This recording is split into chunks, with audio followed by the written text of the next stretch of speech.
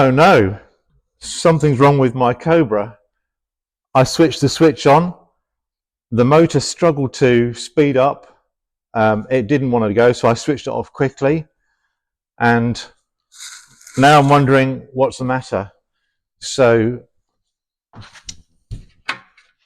I open up the side where the motor and the belt transmission is, and I try and do this.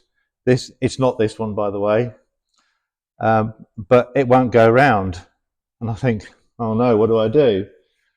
So I call Ultimate Floorcare and I speak to an engineer, and he does me a video WhatsApp or a Teams video call, and he instructs me to do various things.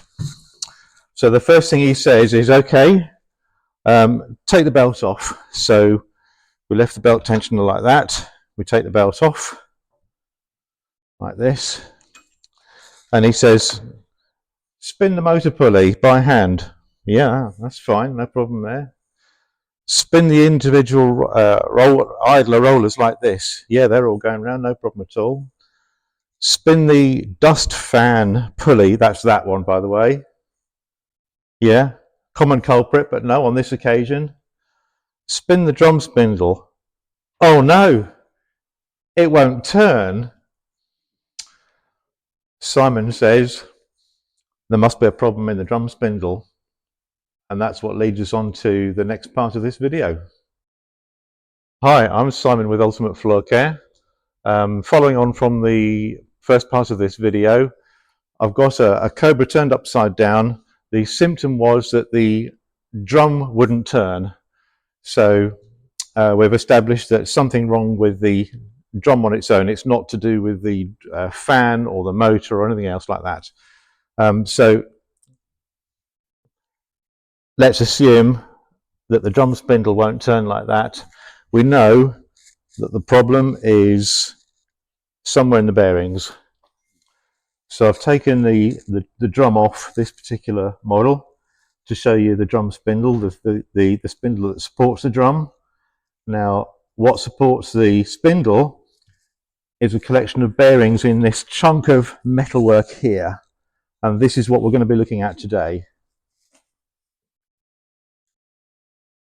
Okay, so in the best of Blue Peter tradition, this is the chunk of metal which holds the two bearings for the drum spindle. In the one end, we have an ordinary 2RS bearing. RS stands for rubber seal. 2 means it's rubber sealed on both sides, and that lives in that end of the bearing holder. And on this occasion, what failed is the needle roller bearing. Now this is an old one which didn't fail on the previous machine, but I have the very needle roller bearing, or what's left of it, that came out of this machine. That's the outer casing in 2 broken halves. That's the cage that holds the needle rollers themselves, and this is a small collection of the needle rollers that fell out on my workshop floor when it split apart. Okay, this is the inner sleeve. I'm going to undo the packet now.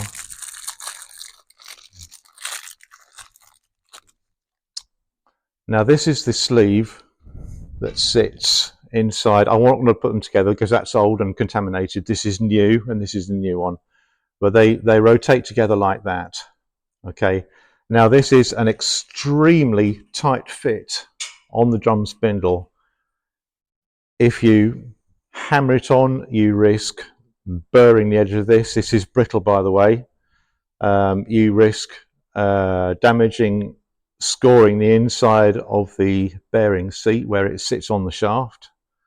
If you damage these at all, it creates micro fractures, it creates micro welding, it creates uneven support all the way around. And these bearings are particularly finicky about even support. If you don't get the even support, it places hotspot stresses on certain rollers, and then it fails soon after that. So what we're going to do is we're going to use heat and cold to slip this bearing ring on. we're going to heat this part, and I've got the drum spindle in the freezer. It's been overnight. It's cooled to minus 18 degrees C. This is why I introduce my heating system. Now, the basis of this system is a gentle spirit burner. It runs on methylated spirits, or any spirit really, but I'm using meths. It's the sort of thing that a camper might take with him in his rucksack for making a cup of tea, and it's a very gentle heat. I'm also using a heating bath. Now, this bath is an old sweet corn tin cut down, and it's also got a couple of pieces of these stainless steel weld mesh, like that piece there, sitting in the bottom. Well, now what that does is it raises the piece off the bottom to make sure that the local heat from the burner doesn't heat that surface first and more than the rest of it. Okay, so I'm going to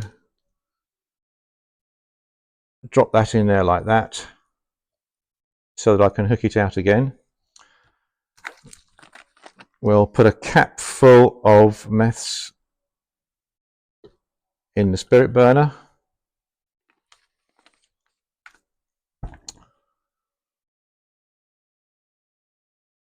We'll use a bit of a taper